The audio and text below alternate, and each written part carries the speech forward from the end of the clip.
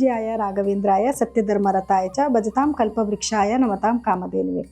ನನ್ನ ಸಮಸ್ತ Beats of India Kannada channel ವೀಕ್ಷಕರೆಲ್ಲರಿಗೂ ಕೂಡ ವಿಭಾ ಶೆಟ್ಟಿ ಮಾಡುವ ನಮಸ್ಕಾರಗಳು.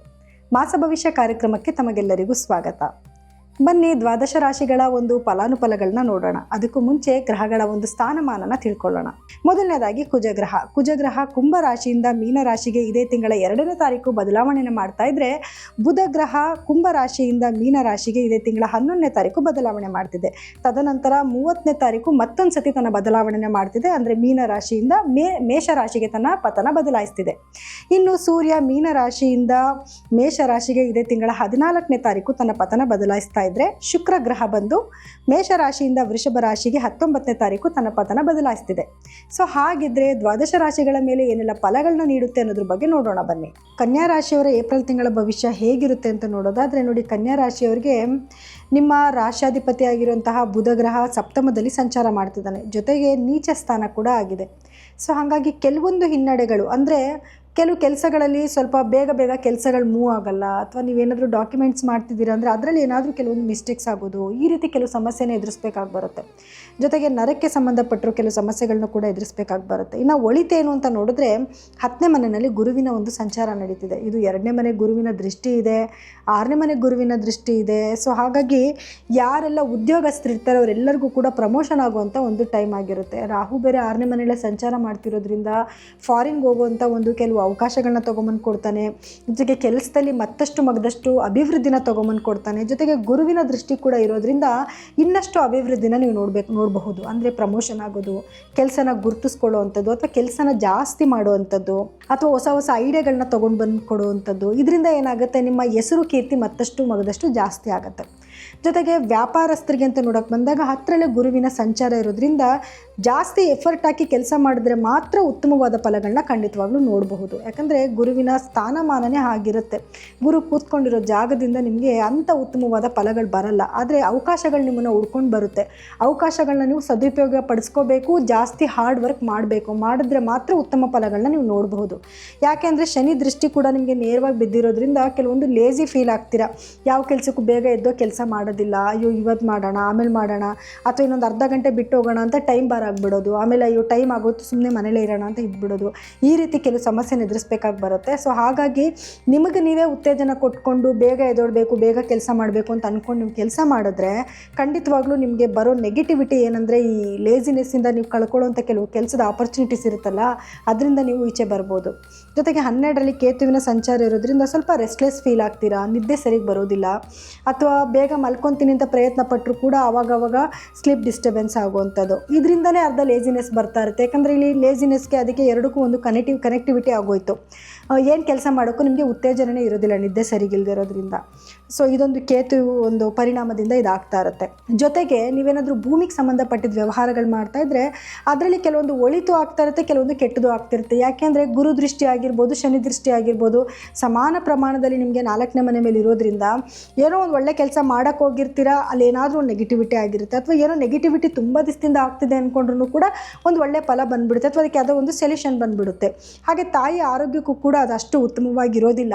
ಅವ್ರಿಗೇನೇ ಸಮಸ್ಯೆ ಬಂದರೂ ಕೂಡ ಉತ್ತಮವಾದ ವೈದ್ಯರು ಸಿಗುವಂಥದ್ದು, ಅಥವಾ ಉತ್ತಮವಾದ ಒಂದು ಔಷಧಿ ಸಿಗುವಂಥದ್ದು ಇದು ಕೂಡ ಆಗ್ತಾ ಇರುತ್ತೆ. ಯಾಕಂದರೆ ಎರಡೂ ಕೂಡ ಡ್ಯುಯಲ್ ಆಗಿ ನಿಮಗೆ ಬರ್ತಾ ಇರುತ್ತೆ. ಇನ್ನು ರಾಹುವಿನ ಸಂಚಾರ ನಾನು ಹೇಳಿದೆ ಉದ್ಯೋಗಸ್ಥರಿಗೆ ತುಂಬ ಉತ್ತಮವಾಗಿರುತ್ತೆ ಅಂತ.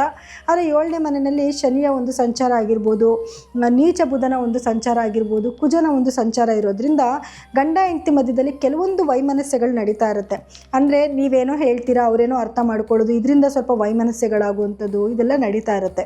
ಆದರೆ ಕೆಲವು ದಿನಗಳ ನಂತರ ಅಷ್ಟೇ, ಕುಜನ ಸಂಚಾರದ ನಂತರ ಈ ಸಮಸ್ಯೆಯಿಂದ ನೀವು ಈಚೆ ಬರಬಹುದು. ಆದರೆ ಸ್ವಲ್ಪ ನೀವೇ ಮಾತಿನಲ್ಲಿ ಕಂಟ್ರೋಲ್ ಇದ್ದು, ಅಯ್ಯೋ ಈಗೇನೋ ನಡೀತಿದೆ ಬಿಡು, ನೆಗ್ಲೆಕ್ಟ್ ಮಾಡ್ಕೊಳ್ಳೋಣ ಅಂತ ಅಂದ್ಬಿಟ್ಟು ಆ ಮಾತುಗಳನ್ನ ಬಿಟ್ಬಿಟ್ರೆ ಖಂಡಿತ ಯಾವುದೇ ನೆಗ್ಲೆಕ್ಟು ಕೂಡ, ಯಾವುದೇ ಒಂದು ಸಮಸ್ಯೆನೂ ಕೂಡ ನಿಮಗೆ ಬರೋದಿಲ್ಲ. ಜೊತೆಗೆ ಸೂರ್ಯನ ಸಂಚಾರ ಅಂತ ಬಂದಾಗ ನೋಡಿ, ಇಷ್ಟು ದಿವಸಗಳ ಕಾಲ 14ನೇ ತಾರೀಕುವರೆಗೂ ಸೂರ್ಯ 7ನೇ ಮನೆಯಲ್ಲಿ ಸಂಚಾರ ಮಾಡ್ತಿರ್ತಾನೆ. ತದನಂತರ 8ನೇ ಮನೆಗೆ ಸೂರ್ಯನ ಒಂದು ಸಂಚಾರ ನಡೆಯುತ್ತೆ. ಸೊ ಆವಾಗ ಸ್ವಲ್ಪ ಯಾರಾದರೂ ಗೌರ್ಮೆಂಟ್ ಉದ್ಯೋಗಿಗಳಿದ್ರೆ ಅಥವಾ ರಾಜಕೀಯದವ್ರು ಏನಾದರೂ ಇತ್ತು ಅಂದರೆ ಕೇರ್ಫುಲ್ ಆಗಿರಬೇಕಾಗುತ್ತೆ. ಯಾಕಂದರೆ ಗೌರ್ಮೆಂಟಿಂದ ಕೆಲವು ಸಮಸ್ಯೆಗಳು ಬರೋ ಚಾನ್ಸಸ್ ಇರುತ್ತೆ. ಎಸ್ಪೆಷಲಿ ಗೌರ್ಮೆಂಟ್ ಉದ್ಯೋಗಿಗಳೇನಾದರೂ ಆಗಿತ್ತು ಅಂತಂದರೆ, ಏನಾದರೂ ನೀವು ಕೆಲಸಗಳನ್ನ ಪೆಂಡಿಂಗ್ ಇಟ್ಟಿದ್ರೆ ಮೇಲಧಿಕಾರಿಗಳಿಂದ ನಿಮಗೆ ಕ್ವೈರೀಸ್ ಬರುವಂಥದ್ದು, ಅಥವಾ ಏನಾದರೂ ನಿಮಗೆ ಪ್ರಾಬ್ಲಮ್ಸ್ ಆಗೋದು ಅದರಿಂದ, ಈ ಥರದ ಕೆಲವು ಸಮಸ್ಯೆಗಳನ್ನ ಎದುರಿಸ್ಬೇಕಾಗಿ ಬರುತ್ತೆ. ಸೊ ಹಾಗಾಗಿ ಕೇರ್ಫುಲ್ಲಾಗಿರಿ, ಕೆಲಸಗಳನ್ನ ಬೇಗ ಬೇಗ ಫಿನಿಷ್ ಮಾಡ್ಕೊಳ್ಳಿ. ಯಾವುದೇ ರೀತಿಯಾದ ಇಲಿಗಲ್ ಆ್ಯಕ್ಟಿವಿಟೀಸ್ಗೆ ನೀವು ಎಂಟ್ರಿ ಆಗದಿದ್ರೇ ಒಳ್ಳೆಯದು. ಅಥವಾ ಇಲ್ಲಿ ಏನೋ ಒಂದು ಇಲಿಗಲ್ ನಡೀತಿದೆ ಅಂತಂದರೆ ಆ ಜಾಗದಲ್ಲೇ ನೀವು ಹೋಗದೇ ಇರೋದು ತುಂಬ ಒಳ್ಳೆಯದು. ಸೊ ಸ್ವಲ್ಪ ಕೇರ್ಫುಲ್ಲಾಗಿರಿ. ಸೂರ್ಯ ಮೂವ್ ಆದ ನಂತರ ಅಂದರೆ 14ನೇ ತಾರೀಕು ನಂತರ ಏಪ್ರಿಲ್ 14ರಿಂದ ಮೇ 14ರವರೆಗೂ ಕೂಡ ನೀವು ಸ್ವಲ್ಪ ಕೇರ್ಫುಲ್ಲಾಗಿರಬೇಕಾಗಿ ಬರುತ್ತೆ. ಇನ್ನು ಶುಕ್ರನ ಒಂದು ಅನುಗ್ರಹ ಅಂತ ನೋಡೋಕೆ ಬಂದಾಗ ನೋಡಿ, 8ನೇ ಮನೆಯಿಂದ 9ನೇ ಮನೆಗೆ ಶುಕ್ರನ ಒಂದು ಸಂಚಾರ ನಡೆಯುತ್ತೆ. ಆ ಶುಕ್ರನಿಂದ ನೀವು ಉತ್ತಮ ಫಲಗಳನ್ನ ನೋಡಬಹುದು. ಒಂದು ಅದೃಷ್ಟ ಬದಲಾಗುತ್ತೆ.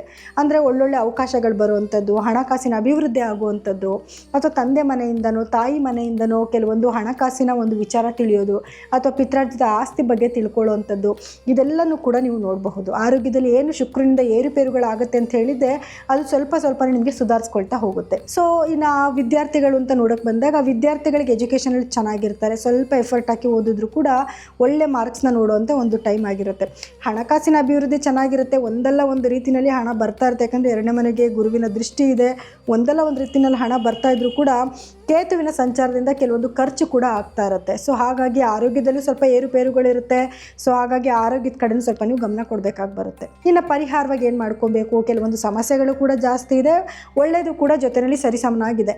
ಹಾಗಿದ್ರೆ ಪರಿಹಾರ ಏನು ಮಾಡ್ಕೊಬೇಕು ಅಂತ ನೋಡಿದ್ರೆ ನೋಡಿ, ಪರಿಹಾರವಾಗಿ ನೀವು ಮೊದಲನೇದು ಬುಧ ಗ್ರಹದ ಒಂದು ಪರಿಹಾರ ಮಾಡ್ಕೊಬೇಕಂದ್ರೆ ವಿಷ್ಣು ಸಹಸ್ರನಾಮ ಕೇಳ್ಕೊಳ್ಳೋದು ಅಥವಾ ಹೇಳ್ಕೊಳ್ಳೋದು. ಪ್ರತಿದಿನ ವಿಷ್ಣು ಸಹಸ್ರನಾಮನ ಕೇಳಿ. ಸಾಧ್ಯ ಆದರೆ ಈ ತಿಂಗಳಲ್ಲಿ ತಿರುಪತಿ ವೆಂಕಟೇಶ್ವರನ ಒಂದು ದರ್ಶನ ಮಾಡ್ಕೊಂಡು ಬನ್ನಿ. ಅದು ಕೂಡ ನಿಮಗೆ ಒಂದು ಒಳಿತನ್ನು ಮಾಡುತ್ತೆ. ಜೊತೆಗೆ ಕೇತುವಿನ ಒಂದು ಪರಿಣಾಮಕ್ಕೋಸ್ಕರ ನೀವು ಬೀದಿ ನಾಯಿಗಳಿಗೆ ಆಹಾರ ಅರ್ಪಿಸೋದು. ಏನಾದರೂ ನೀವು ನಿಮ್ಮ ಮನೇಲಿ ಮಾಡಿರೋ ಯಾವುದಾದ್ರೂ ಅಡುಗೆನ ಎಂಜಲ್ ಮಾಡೋಕ್ಕೆ ಮುಂಚೆನೇ ತೊಗೊಂಡೋಗಿ ಬೀದಿ ನಾಯಿಗೆ ಸ್ವಲ್ಪ ಅರ್ಪಿಸ್ಬಿಟ್ಟು ಬರೋದು. ಅದನ್ನು ಮಾಡಿದ್ರೂ ಕೂಡ ನಿಮಗೆ ಈ ನೆಗೆಟಿವಿಟಿನ ತಪ್ಪಿಸ್ಕೋಬೋದು. ಜೊತೆಗೆ ಕುಜನ ಒಂದು ಸಂಚಾರದಿಂದ ಹಾಗೂ ಶನಿಯ ಸಂಚಾರದಿಂದ ಏನು ನೆಗೆಟಿವಿಟಿ ಆಗ್ತಿದೆ ಅಂತ ಹೇಳಿದೆ, ಸುಬ್ರಹ್ಮಣ್ಯ ಸ್ವಾಮಿಯ ಆರಾಧನೆ ಮಾಡ್ಕೊಳ್ಳಿ. ಪ್ರತಿ ಮಂಗಳವಾರ ದಿವಸ ಸುಬ್ರಹ್ಮಣ್ಯ ಸ್ವಾಮಿ ದೇವಸ್ಥಾನಕ್ಕೆ ಹೋಗಿ ನಿಮ್ಮ ಹೆಸರಲ್ಲಿ ಒಂದು ಅರ್ಚನೆ ಮಾಡಿಸ್ಕೊಳ್ಳಿ. ಶನಿವಾರದ ದಿವಸ ನಿಮ್ಮ ಕೈಲಿ ಸಾಧ್ಯ ಆದಷ್ಟು ಯಾರನ್ನ ಒಂದು ವ್ಯಕ್ತಿಗಾರು ಸ್ವಲ್ಪ ದಾನ ಧರ್ಮ ಮಾಡಿ. ಶನಿ ಆ ಜಾಗದಿಂದ ಮೂವ್ ಆಗೋವರೆಗೂ ಕೂಡ ನೀವು ಶನೇಶ್ವರನ ಒಂದು ಸಂಬಂಧಪಟ್ಟಂಗೆ ಯಾರಿಗಾನ ಒಬ್ರಿಗೆ ಏನಾದರೂ ದಾನ ಧರ್ಮ ಮಾಡೋದನ್ನ ರೂಢಿ ಮಾಡ್ಕೊಂಡು ಬನ್ನಿ.